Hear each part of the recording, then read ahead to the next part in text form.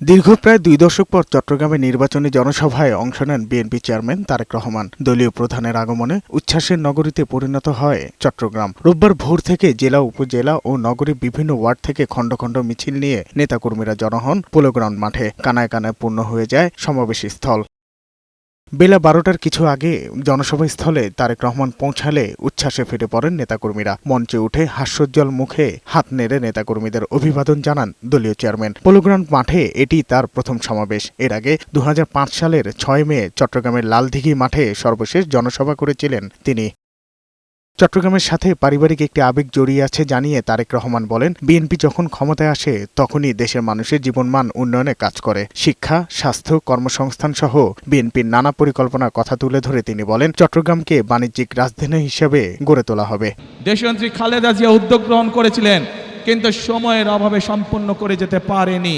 আমরা দেখেছি বিগত ১৫ বছরে এই ব্যাপারে কোনো উদ্যোগ কেউ গ্রহণ করেনি। এই উদ্যোগ যদি গ্রহণ করা হয় তাহলে শুধু এই চট্টগ্রামের মানুষ নয়, সমগ্র চট্টগ্রাম সহ সারা দেশে বহু মানুষের কর্মসংস্থান হবে। সারা দেশে ব্যবসা বাণিজ্য অনেক চাঙ্গা হবে, যাতে করে মানুষের কর্মসংস্থান হবে, মানুষ চাকরি ব্যবসা বাণিজ্য করে খেতে পারবে। কি সেটি? বাণিজ্যিক রাজধানী। আগামী নির্বাচনে বিএনপিকে ভোট দিয়ে জয়ী করলে সব প্রতিশ্রুতি বাস্তবায়ন করা হবে। দেশের আইন শৃঙ্খলা নিয়ন্ত্রণ এবং দুর্নীতিমুক্ত দেশ গড়ে তোলার কথাও জানান তারেক রহমান। এই দেশের জনগণ, এই দেশের মানুষ যদি বিএনপির পাশে থাকে, ইনশাআল্লাহ আগামী দিনে আমরা একইভাবে কঠোর হস্তে দেশের আইন শৃঙ্খলাকে নিয়ন্ত্রণ করব, যাতে দেশের সাধারণ মানুষ, খেটে খাওয়া মানুষ যাতে করে নির্বিঘ্নে জীবিকা নির্বাহ করতে পারে।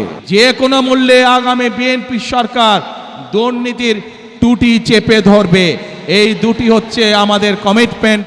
এদিন সন্ধ্যায় প্রয়াত সাবেক প্রধানমন্ত্রী বেগম খালেদা জিয়া পৈতৃক জেলা ফেনীতে নির্বাচনী জনসভায় যোগ দেন বিএনপি চেয়ারম্যান তারেক রহমান। এ সময় তিনি বলেন, জনগণই হচ্ছে বিএনপির সকল রাজনৈতিক ক্ষমতার উৎস।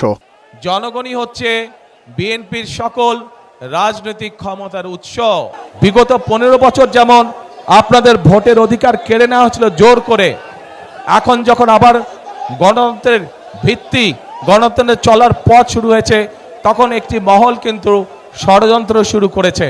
আপনাদের ভোটের অধিকার, কথা বলার অধিকার কেউ ষড়যন্ত্র করে কেড়ে নিয়ে যেতে না পারে। এরপর কুমিল্লার চৌদ্দগ্রাম উপজেলা বিএনপি আয়োজিত নির্বাচনী সমাবেশে অংশ নেন দলের চেয়ারম্যান তারেক রহমান। এ সময় ধানের শীষে প্রতীকে ভোট চেয়ে তিনি বলেন, প্রতিশ্রুতি রাখতে না পারলে জনগণের কাছে জবাব দিতে হবে।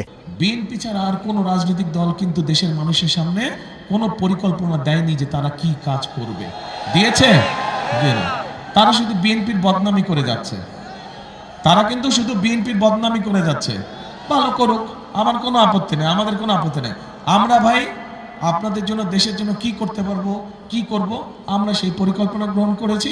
আমরা মানুষের ভোট পেলে এবং আল্লাহর রহমতে সরকার গঠন করলে আমরা 1, 2, 3 করে আমাদের কাজগুলো আমরা করতে থাকবো। তারপর কুমিল্লার সোয়াগাজীর মাঠে আয়োজিত নির্বাচনী সমাবেশে নানা প্রতিশ্রুতি দেন তারেক রহমান। ৭১ সালে যুদ্ধ করে আমরা যেই স্বাধীনতা অর্জন করেছিলাম, ২০২৪ সালে এই জুলাই যোদ্ধারা আমাদের স্বাধীনতাকে রক্ষা করেছে। বিএনপি যখন দেশ পরিচালনা করেছে, স্কুল থেকে ইন্টারমিডিয়েট পর্যন্ত নারীদের শিক্ষা ব্যবস্থা ফ্রি করেছে।